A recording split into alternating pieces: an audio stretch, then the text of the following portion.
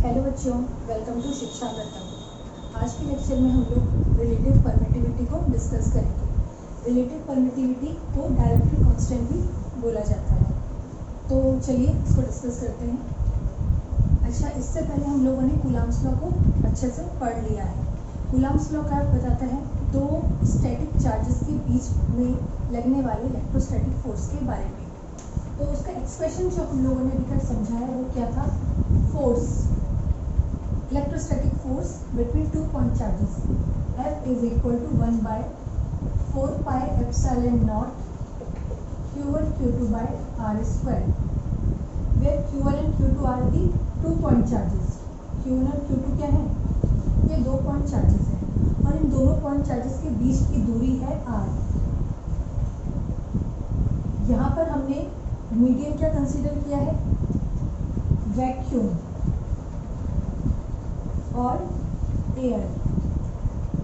ठीक है, तो जब दो पॉइंट चार्जेस वैक्यूम में रखे गए हों और उनके बीच की दूरी r है, तो इन दोनों के बीच जो लगने वाला इलेक्ट्रोस्टैटिक फोर्स है वो कितना होगा? 1/4 pi epsilon naught Q1 Q2 by R square. यहाँ पर एप्सिलॉन नॉट पे तुम्हें फोकस करना है। एप्सिलॉन नॉट को क्या बोला जाता है? Permittivity of free space, sorry, where epsilon naught is the absolute permittivity of the free space।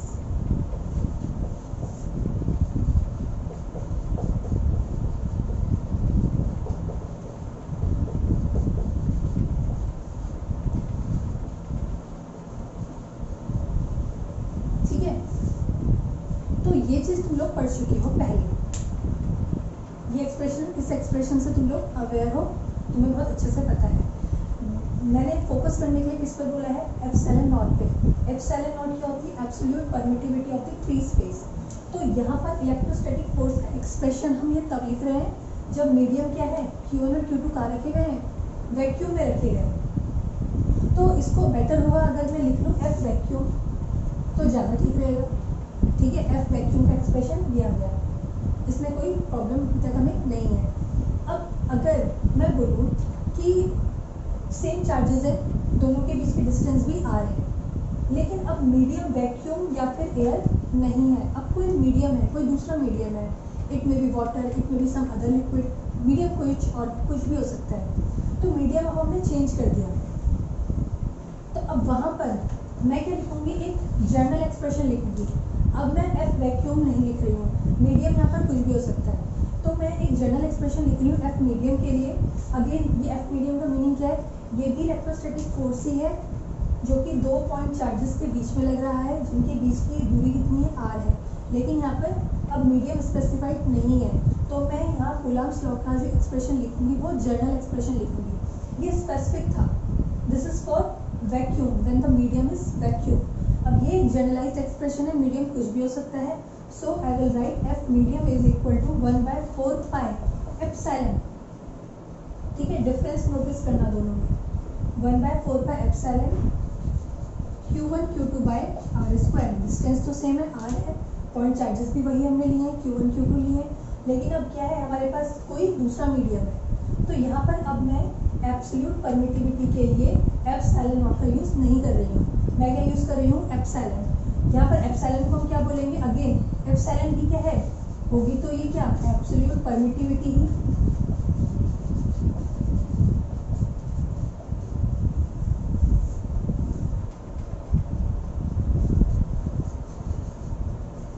Epsilon क्या होगा? एब्सोल्यूट परमिटिविटी ही होगी, लेकिन ये एब्सोल्यूट परमिटिविटी होगी ऑफ मीडियम। कौन से मीडियम की बात हम कर रहे हैं? जिस मीडियम में ये दोनों पॉइंट चार्जेस रखे गए हैं। तो तुम्हें यहाँ पर दोनों में डिफरेंस समझ में आया? एप्सिलॉन नॉट क्या था? Absolute permittivity of free space था, और एप्सिलॉन क्या हो गया?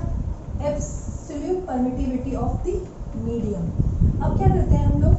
लेट्स से इक्वेशन 1 है और ये इक्वेशन 2 है, तो इक्वेशन 1 को इक्वेशन 2 से डिवाइड कर देते हैं। तो चलो इसको डिवाइड करते हैं, इक्वेशन 1 को इक्वेशन 2 से। तो क्या हमें क्या मिलेगा? F vacuum divided by F medium. यही कर रहे हैं हम लोग, F vacuum divided by F medium हम लोग कर रहे हैं। तो इसको करते हैं, F वैक्यूम की वैल्यू हमारे पास कितनी है? 1/4πε0 Q1 Q2 by R square. This is the value of F vacuum. इसको डिवाइड हम करने वाले हैं F मीडियम से. Then we have F medium is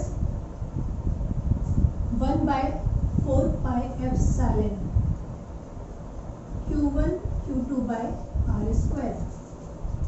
तो इसको थोड़ा सा समराइज, अगर हम इसको थोड़ा सा और सॉल्व करें तो F vacuum by F medium equal to कितना आएगा?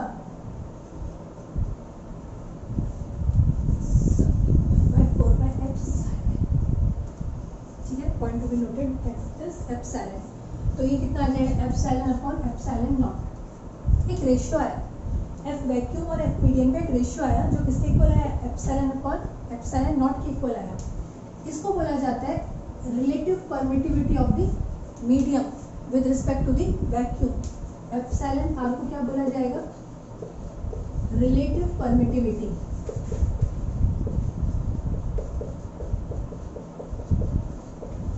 of the medium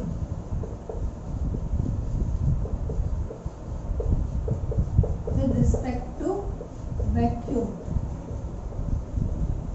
ठीक है, एप्सिलॉन आर क्या होता है? रेशियो होता है. किसका रेशियो होता है? एप्सिलॉन और एप्सिलॉन नॉट का रेशियो होता है. इसके लिए हम एक नोटेशन और यूज करते हैं. इसे कई बार के भी बोला जाता है. एप्सिलॉन आर या फिर के, दोनों सेम नोटेशन है. इस के को हम क्या बोल देते हैं? Dielectric constant of the medium.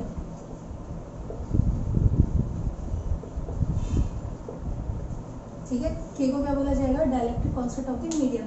अब क्या करते हैं, हमारे पास कुछ वैल्यूज इस तरह से आई हैं, तो हम चलते हैं इक्वेशन नंबर 2 पे.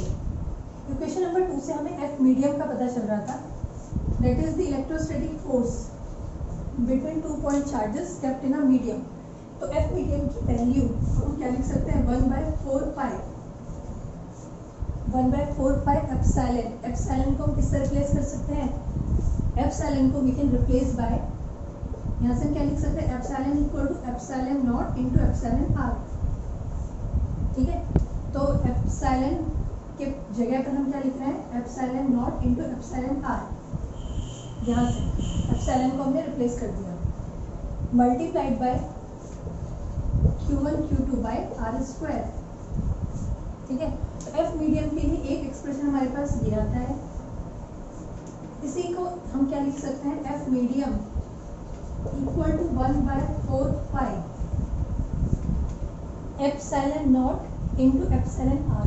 एप्सिलॉन आर के लिए हमारे पास एक नोटेशन और है विच इज के. तो epsilon naught as it is रहा, एप्सिलॉन आर के हमने यूज कर दिया के. Q1 Q2 by R square. ये भी क्या है? ये एक और एक्सप्रेशन हो गया एफ मीडियम के लिए. तो यहाँ से हमें क्या पता चल रहा है? जब 2 पॉइंट चार्जेस जिनके बीच की दूरी कितनी है? R है, अगर किसी पर्टिकुलर मीडियम में रखे गए हों तो उनके बीच लगने वाले इलेक्ट्रोस्टैटिक फोर्स की वैल्यू होती है 1/4π एप्सिलॉन नॉट के Q1 Q2 by R square. ठीक है, काफ़ी सिंपल सा एक्सप्रेशन था इसका. तो ये था रिलेटिव परमिटिविटी और डाइलेक्ट्रिक कांस्टेंट. अब नेक्स्ट टॉपिक जो हम डिस्कस करने वाले हैं वो है force between 2 charges in terms of their position vector. इससे पहले भी हमने 2 पॉइंट चार्जेस के बीच में फोर्स को पढ़ा है यूजिंग कूलम्ब्स लॉ. यहाँ पर भी हम कूलम्ब्स लॉ का यूज़ करते हुए ही फोर्स कैलकुलेट करेंगे. बस यहाँ पर हम यूज़ करने वाले हैं पोजीशन वेक्टर्स का. तो पोजीशन वेक्टर्स वैसे तुम लोगों ने मैथमेटिक्स में बहुत अच्छे से पढ़ा हुआ है, लेकिन फिर भी थोड़ा सा मैं तुम्हें यहाँ ओवरव्यू दे देती हूँ कि पोजीशन वेक्टर से यहाँ पर क्या मतलब है. पोजीशन वेक्टर का यूज़ हम कब करते हैं? जब हमें किसी ऑब्जेक्ट की पोजीशन के बारे में पता करना हो. लेट्स से ये कोई ऑब्जेक्ट है जो कि किसी पॉइंट P पे रखा गया है. ठीक है, तो हम इस ऑब्जेक्ट की पोजीशन को फाइंड आउट करेंगे किसी दूसरे पॉइंट के रेफरेंस में. तो दूसरा पॉइंट क्या हो सकता है? एक पॉइंट तो P हो गया, ये वो पॉइंट है जहाँ पर ऑब्जेक्ट रखा गया है. एक दूसरा पॉइंट हो गया O. इस पॉइंट O के रेस्पेक्ट में हम इस ऑब्जेक्ट की पोजीशन को फाइंड आउट करने वाले हैं. तो इस पॉइंट O को बोला जाता है ओरिजिन, या फिर इसको हम बोल सकते हैं रेफरेंस पॉइंट. ठीक है, कहने का क्या मतलब है कि कि पोजीशन वेक्टर एक तरह से स्ट्रेट लाइन होती है जो कि ओरिजिन से एक्सटेंड होती है और कहाँ पॉइंट आउट करती है, उस पॉइंट पर जहाँ पर वो ऑब्जेक्ट रखा गया है, जिसकी पोजीशन हमें फाइंड आउट करनी है इस पॉइंट ओ के रेस्पेक्ट में। तो यहाँ पर मैं पोजीशन वेक्टर को क्या लिख सकती हूँ, let's say this is vector OP। ठीक है, ये लाइन क्या है, O से एक्सटेंड हो रही है, कहाँ तक जा रही है, उस पॉइंट P तक जा रही है। तो वेक्टर OP, इसको मैं रिप्रेजेंट करती हूँ पोजीशन वेक्टर को दूसरे वेक्टर R से।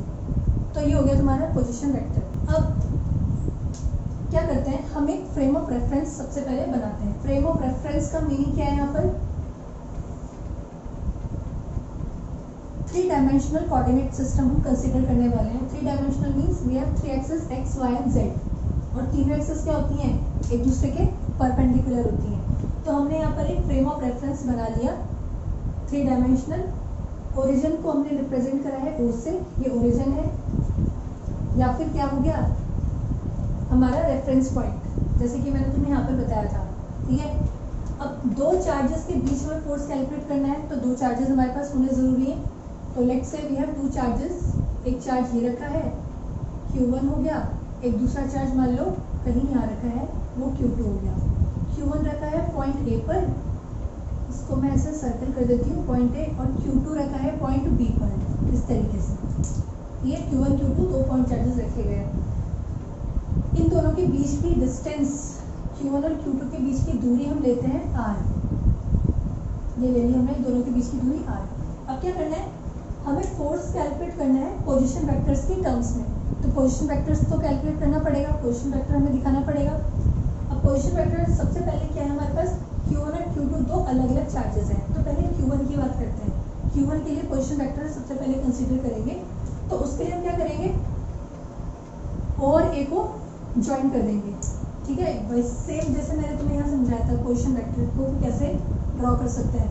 तो इस ओरिजिन को हमने ड्रॉ कर दिया इस पॉइंट A से। Let's say this is vector OA। ठीक है, ये क्या हो गया, वेक्टर OA। वेक्टर OA को हम ले लेते हैं वेक्टर R1 से रिप्रेजेंट कर रहे हैं। तो यहाँ पर Q1 के लिए जो पोजीशन वेक्टर हमारे पास आया वो क्या आया, वेक्टर R1। इसी तरीके से Q2 के लिए पोजीशन वेक्टर बनाने के लिए क्या करेंगे, पॉइंट O और पॉइंट B को एक दूसरे से मिला देते हैं। इस तरीके से हमने पॉइंट O और पॉइंट B को एक दूसरे से मिला दिया, तो इसको हम बोल देंगे लेट्स से वेक्टर OB। ठीक है, इस वेक्टर OB के लिए हमने एक नोटेशन यूज कर लिया, वेक्टर R2। ठीक, इस तरीके से हमने चार्ज Q1 और Q2 के लिए पोजीशन वेक्टर्स ले लिए, वेक्टर R1 और वेक्टर R2। अब क्या करते हैं, डायग्राम हमारा कंप्लीट हो गया है, थोड़े बहुत इसमें और चीज़ें हमें शो करनी है। अब Q1 और Q2 के बीच हम फोर्स कैलकुलेट करने वाले हैं। तो लेट्स से Q1 पर Q2 की वजह से फोर्स लग रहा होगा, वो फोर्स कैसा, किस डायरेक्शन में लगेगा, तुमको इस चीज़ में बिल्कुल भी कंफ्यूजन नहीं होना चाहिए। कैसे लगेगा फोर्स, इस तरीके से। इसको हमने रिप्रेजेंट कर दिया वेक्टर F12 से। तो वेक्टर F12 का मीनिंग क्या हुआ, force on Q1 due to Q2 is the vector F12। इसी तरीके से इक्वल और अपोजिट फोर्स किस पर लगेगा, इस चार्ज Q2 पर लगेगा ड्यू टू Q1। तो उसके लिए हम क्या कैसे शो करेंगे, this is force on Q2, sorry this is force on Q2 due to Q1। F21, vector F21। अब डायरेक्शन हमने दोनों की दिखा दी, दोनों फोर्स कैसे होंगे, एक दूसरे के इक्वल एंड अपोजिट होंगे। क्या करते हैं, वेक्टर F12 के लिए एक्सप्रेशन लिखते हैं। ठीक है, वेक्टर F12 का एक्सप्रेशन क्या होगा, इसमें किसी को कोई प्रॉब्लम नहीं होगी। यहाँ मैं लिख देती हूँ पहले, वेक्टर F12 के लिए जब मैं एक्सप्रेशन लिखूंगी तो क्या लिखने वाली हूँ, 1/4 pi epsilon naught. Again epsilon naught हम कंसीडर करें when the medium is vacuum. तो 1/4 पाई एप्सिलॉन नॉट, दो चार्जेस है Q1 Q2 by R square, where R is the distance between these two. दोनों के बीच की दूरी कितनी है, R है। क्योंकि मैं यहाँ पर फोर्स को वेक्टर में रिप्रेजेंट कर रही हूँ, तो मैग्नीट्यूड तो होगा ही होगा, साथ ही साथ क्या होनी चाहिए, डायरेक्शन भी होनी चाहिए। तो डायरेक्शन के लिए अब हमें यहाँ पर यूनिट वेक्टर्स कंसीडर करने पड़ेंगे, तभी ये एक्सप्रेशन कंप्लीट होगा। अभी इसमें क्या है, इट हैज़ ओनली मैग्नीट्यूड। इसमें सिर्फ मैग्नीट्यूड है, जबकि फोर्स को हम किस में रिप्रेजेंट कर रहे हैं, वेक्टर फॉर्म में रिप्रेजेंट कर रहे हैं। तो यूनिट वेक्टर कंसीडर करते हैं। Let's say we have 2 unit vectors. पहला यूनिट वेक्टर हम ले लेते हैं, यहाँ मैं लिख देती हूँ। पहला यूनिट वेक्टर मैं ले रही हूँ r21 और दूसरा ले रही हूँ r12। तो यूनिट वेक्टर r21 का मीनिंग क्या है? ये यूनिट वेक्टर है जो कि चार्ज Q2 से Q1 की तरफ पॉइंट आउट कर रहा है। Unit vector pointing from charge Q2 to Q1। ठीक है, ये सारे नोटेशन सब इससे प्रीवियस लेक्चर्स में भी यूज कर चुके हैं। यहाँ पर मैं बहुत ज़्यादा इस चीज़ को एक्सप्लेन नहीं कर रही हूँ, तुम प्रीवियस लेक्चर्स में इस चीज़ को देख लेना। सिमिलरली यूनिट वेक्टर r12 का मीनिंग क्या है? ये यूनिट वेक्टर है। Unit vector means having magnitude 1। Unit vector pointing from Q1 to Q2। ठीक है, इस तरीके से हमने ये 2 यूनिट वेक्टर कंसीडर कर लिए। तो यूनिट वेक्टर r21 किसकी डायरेक्शन क्या है? Q2 से Q1 की तरफ। यूनिट वेक्टर r21 की डायरेक्शन क्या है? Q2 से Q1 की तरफ। तो Q2 से Q1 की तरफ यानी कि इस तरीके से ये हो गया r21, यूनिट वेक्टर r21। और यूनिट वेक्टर r12 की डायरेक्शन क्या है? यूनिट वेक्टर r12 की डायरेक्शन क्या है? Q1 से Q2 की तरफ। तो उसी के अकॉर्डिंगली हमने यहाँ पर एरो भी रिप्रेजेंट कर दिया। अब क्या करने वाले थे हम लोग? वापस आते हैं वेक्टर F12 पे। तो वेक्टर F12 के लिए अभी हमने सिर्फ मैग्नीट्यूड लिखा था, डायरेक्शन हमने नहीं लिखी थी। अब डायरेक्शन लिखनी है, तो डायरेक्शन लिखने के लिए मैग्नीट्यूड तो लिखा हुआ है, यूनिट वेक्टर हमें यूज करना है फॉर डायरेक्शन पर्पस। तो F12 के साथ कौन सा यूनिट वेक्टर यूज होगा? F12 किधर लग रहा है? Q1 पर लग रहा है, Q2 से Q1 की तरफ लग रहा है। ठीक है, तो Q2 से Q1 के लिए हमारे पास कौन सा यूनिट वेक्टर है? यूनिट वेक्टर r21 है। मीन्स यहाँ पर यूनिट वेक्टर लिखेंगे हम r21। अब ये एक्सप्रेशन कंप्लीट हुआ फोर्स का। This is the force on Q1 due to Q2। ठीक है,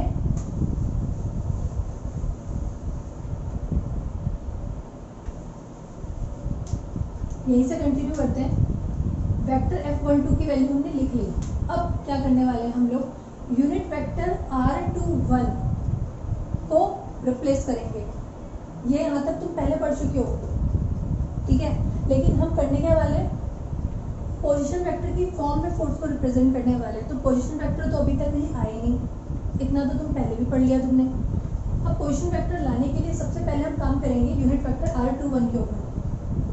ठीक है, r21 के ऊपर हम लोग काम करना शुरू करते हैं। तो अब डायग्राम पे आ जाओ वापस। वेक्टर्स तुम लोगों ने पढ़े हुए हैं। फिलहाल मैं क्या करती हूँ, r21 का यूज हो रहा है तो मैं सिर्फ उसी को यहाँ पर लिख रही हूँ। ठीक है, डायग्राम तो तुम लोगों ने बना ही लिया होगा। थोड़ा कंफ्यूजन से बचने के लिए एरोज हो जाएंगे तो तुम कंफ्यूज हो सकते हो। तो उस कंफ्यूजन से बचने के लिए मैंने क्या करा, एक यूनिट वेक्टर को यहाँ से हटा दिया। अब यहाँ पर हम यूज करेंगे ट्रायंगल लॉ ऑफ एडिशन। क्या करते हैं? ट्रायंगल, कौन सा ट्रायंगल? इस ट्रायंगल की बात हो रही है, OAB। ये ट्रायंगल है। यहाँ पर 3 वेक्टर है हमारे पास। कौन कौन से? वेक्टर r1, वेक्टर r2 और क्या करते हैं, इस डिस्टेंस को भी हम वेक्टर से रिप्रेजेंट कर लेते हैं, लेट्स से वेक्टर r। तो ये 3 वेक्टर्स हमारे पास हो गए। अब क्या करेंगे? वेक्टर लॉ, अब क्या करेंगे? Triangle law of addition use करेंगे फॉर वेक्टर्स। तो क्या लिखते हैं, इसको मैं अलग से यहाँ पर प्लॉट कर लेती हूँ।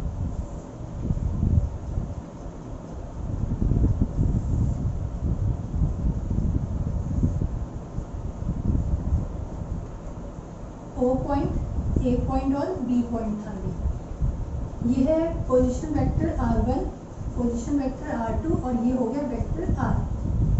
ठीक है, तो क्या लिखेंगे यहाँ से हम? Vector OB plus vector BA, vector OB plus vector BA equal to vector O A. बहुत बेसिक है, ठीक है, इसको तुम अलग से भी समझ लेना। अपनी मैथमेटिक्स में या 11th में तुमने वेक्टर लॉज तो पढ़े ही हैं। सिंपल सा मैंने क्या लिख दिया, vector O B plus vector B A equal to vector O A. इनकी जो हमने यहाँ पर यूज़ करे हैं वेक्टर ओ बी के लिए क्या है हमारे पास, वेक्टर R2 है प्लस वेक्टर बी ए है। बी ए के लिए क्या लिख सकते हैं, vector R, and then vector O A को हम रिप्रेजेंट कर सकते हैं वेक्टर R1 से। Now vector R equal to कितना हो जाएगा, vector R1 minus vector R2, ठीक है। वेक्टर R इक्वल टू क्या लिख सकते हैं, वेक्टर R1 माइनस R2 लिख सकते हैं। तो यहाँ से तुम्हें हमें क्या मालूम चल गया, वेक्टर R की वैल्यू पता चल गई in terms of position vectors. ध्यान रखने वाली बात क्या है, ये R1 और R2 क्या है, ये पोजीशन वेक्टर्स है। पोजीशन वेक्टर्स क्यों है ये, क्योंकि हमने क्या करा था, Q1 चार्ज Q1 और चार्ज Q2 की पोजीशन कंसीडर करी थी with respect to point O। तो यहाँ पर वेक्टर R1 और vector R2 are the position vectors. हमने Q1 और Q2 के बीच की दूरी को उसकी पोजीशन वेक्टर्स की फॉर्म में लिख लिया। अब यही चीज़ हम आगे यूज़ करने वाले हैं। तो हमने अपना लास्ट फोर्स का एक्सप्रेशन जो लिखा था वो था वेक्टर F12। अब वेक्टर F12 को दोबारा लिखते हैं। तो वेक्टर F12 को हम क्या लिख सकते हैं, vector F12 equal to 1/4 pi epsilon naught Q1 Q2 by R square. R square को क्या लिख सकते हैं, अच्छा यहाँ अलग से लिख लेती हूँ पहले, पता नहीं तुम लोग कहीं कंफ्यूज ना हो जाओ।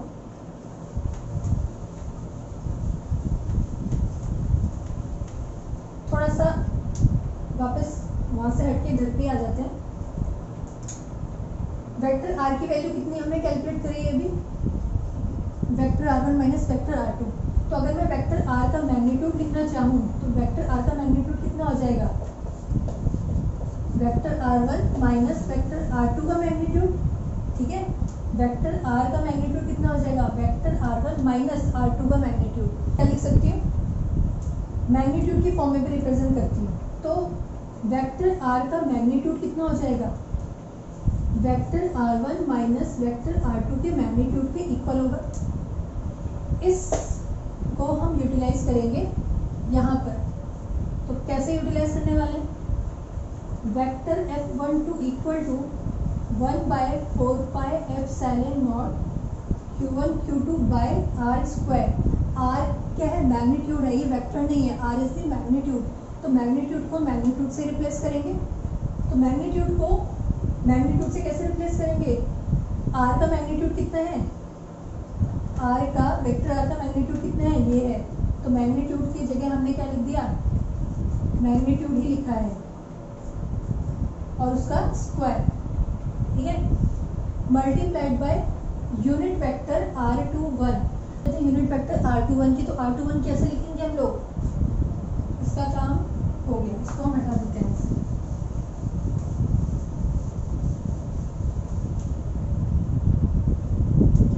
तो R21 पे आ जाओ। यूनिट वेक्टर R21 को हम क्या लिख सकते हैं,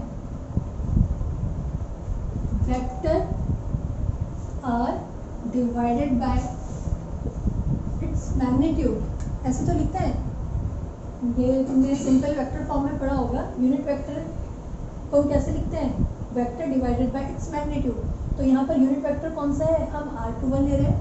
तो इसके लिए हमारे पास वेक्टर कौन सा था, वेक्टर R था और इसका मैग्नीट्यूड रहा ये। अब वेक्टर R को हम क्या लिख सकते हैं, वेक्टर R अभी तुमने देखा होगा, vector R can be written as vector R1 minus vector R2 divided by its magnitude. तो मैग्नीट्यूड हो जाएगा vector R1 minus vector R2, ये इसका मैग्नीट्यूड हो गया, ठीक। अब क्या करने वाले हैं, यहाँ पर आते हैं, सॉरी यहाँ पर आते हैं, इसी को आगे कंटिन्यू करते हैं। Vector F12 is 1/4 pi epsilon naught Q1 Q2 by R1 minus R2 square multiplied by unit vector R21। अब यूनिट वेक्टर R21 को तुम क्या लिख सकते हो, ये जो भी हमने यहाँ पर फाइंड आउट किया है। So unit vector r21 can be written as vector r1 minus vector r2 divided by magnitude vector r1 minus vector r2। ठीक है, तो क्या करते हैं, इसको एक स्टेप और आगे लिख लेते हैं। यहाँ से this implies vector f12 equal to 1/4πε0 q1 q2 by r1 vector r1 minus vector r2। ये स्क्वायर था, साथ में एक टर्म सिमिलर टर्म और आ गई, तो ये किस में कन्वर्ट हो जाएगा, क्यूब में। ठीक है, एंड साथ में इसके क्या था, vector r1 minus vector r2। तो ये एक्सप्रेशन आया वेक्टर f12 के लिए। यहाँ पर तुम लोग क्लियरली देख सकते हो, कंपेयर करो इस वाले एक्सप्रेशन को और जो हमने अभी लिखा है, इन दोनों एक्सप्रेशन को कंपेयर करो। दोनों ही क्या है, 2 पॉइंट चार्जेस के बीच में लगने वाले इलेक्ट्रोस्टैटिक फोर्स को बता रहे हैं।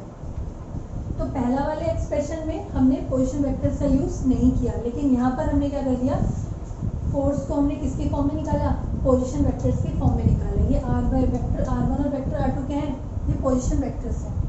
तो वेक्टर f12 की वैल्यू ये हमने कैलकुलेट कर दी।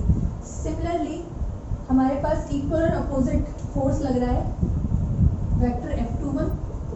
वेक्टर f21 का मीनिंग क्या है, force on q2 due to q1।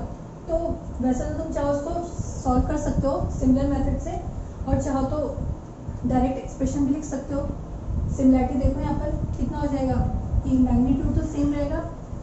ठीक है, मैग्नीट्यूड तो क्या रहने वाला है, सेम रहने वाला है, 1/4πε0। चार्जेस क्या है, q1 q2 है, दोनों के बीच की डिस्टेंस r² है। अब मैग्नीट्यूड ले रहे हैं तो मैग्नीट्यूड तो सेम रहेगा, चाहो तो इसको लिख लो, फर्क कुछ नहीं पड़ेगा। इसको तुम as it is vector r1 minus r2 भी लिखोगे यहाँ पर मैग्नीट्यूड के लिए, तो भी एज इट इज फर्क कुछ नहीं पड़ेगा। फिर भी मैंने लिख लिया इसको ताकि तुम्हें थोड़ा समझ आ जाए। बस यहाँ पर थोड़ा सा चेंज आ जाएगा, ये चेंज तुम्हें तो पता चलेगा जब तुम इसे सॉल्व करोगे। यहाँ पर तुम्हारे पास क्या आ जाएगा, vector r2 minus vector r1।